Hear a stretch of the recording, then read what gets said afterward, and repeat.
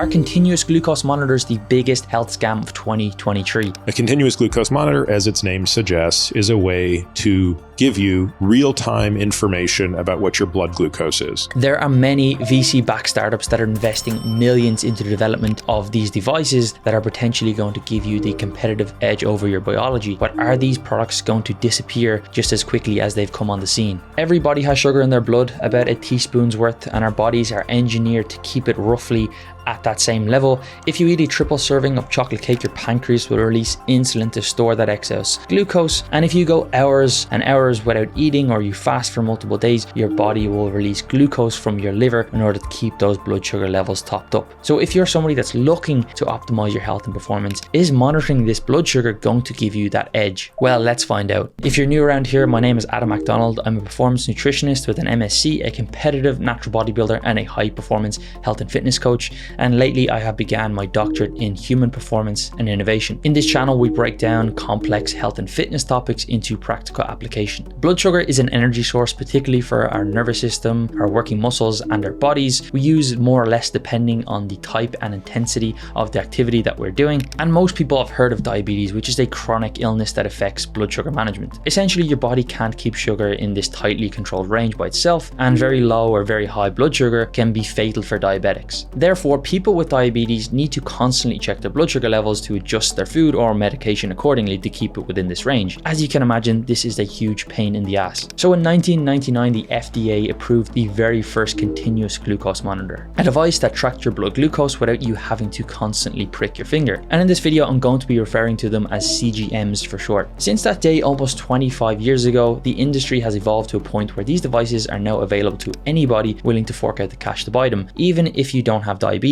And this is potentially a problem. For diabetics, these devices can be life-saving and most certainly life-changing, but the Silicon Valley tech industry has started to veer off course from the science and begun pathologizing normal fluctuations in human physiology. So is there any utility in CGMs for otherwise healthy people? Well, let's take a look. The common claims made by these companies are that CGMs can stabilize energy levels, help you lose weight, improve athletic performance, and improve your overall metabolic health. Is there any truth to that, or is this just another marketing gimmick? Well, it's a little mix of both. When it comes to weight loss, most people now know that a calorie deficit is required. It's simply the conservation of mass, one of the most fundamental principles in physics. There are some people who argue that carbs and insulin make you gain weight independent of a calorie surplus, but the carbohydrate insulin model of obesity has been robustly debunked by now. So the CGMs help you burn calories? Well, not directly, but this study did ask people with diabetes who used a CGM a bunch of questions, and 90% of participants felt that they had adopted a healthy lifestyle after they started using one. Now, we don't have any data on weight loss, nor are these people what we would characterize as otherwise healthy individuals, but there does seem to be some merit to the idea that what gets measured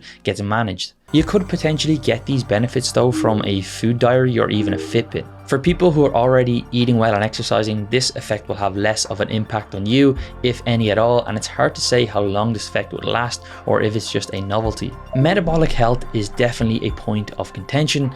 Blood glucose nearly always stays within a range of 70 to 140 milligrams per deciliter, or 3.6 to 7.8 millimoles per liter for people outside of the US. And pre-diabetes and diabetes are diagnosed by looking at these levels. There are various tests now used by doctors to gather fasting, average, and acute blood glucose levels. For example, the oral glucose tolerance test, you would consume 75 grams of sugar, wait 2 hours, and then if you had a blood glucose response of over 140 or 7.8, then you might have pre-diabetes. But what happens if your CGM says your blood glucose goes up to 160 30 minutes after eating, but back to 100 2 hours after eating? Well, we simply don't really know, and it probably doesn't matter all that much. Increases in blood glucose, even when above this normal range for a short period of time, doesn't necessarily mean that there's something wrong. And it's important that we don't use cutoffs for current tests and apply those to CGMs, which are monitoring something different. We just don't have enough data in healthy people with regards to minute by minute changes in blood glucose,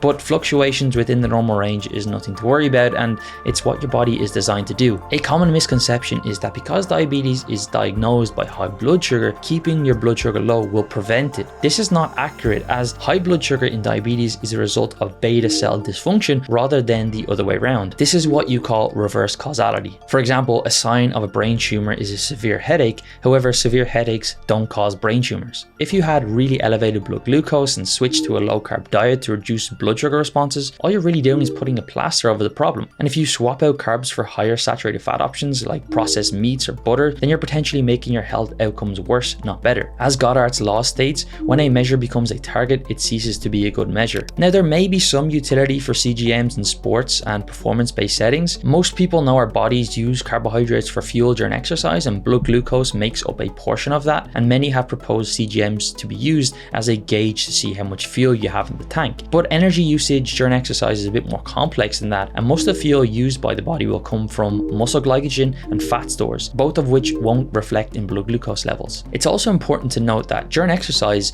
blood glucose can spike even when you haven't eaten anything. This is essentially your liver releasing stored energy, further complicating things. But in theory, they potentially can be used to manage energy levels or avoid bonking during exercise. Some people may experience a hypoglycemic or low blood sugar event after eating a high amount of carbohydrates, often referred to as a sugar crash or rebound hypoglycemia. For some people, this may result in impaired physical or mental performance, and if you're monitoring what you eat and how close to exercise you're eating it, you could look at manipulating that. You might even be able to prevent low blood sugar dips proactively during a race before you feel any symptoms if you see that your numbers are starting to dip. Now, this is all really speculative. We don't know what the ideal blood sugar looks like during exercise, and not everyone is going to feel or perform worse when their blood sugar does dip. To add to that, blood sugar is impacted by stress, sleep, and exercise, and this makes things a whole lot more complex.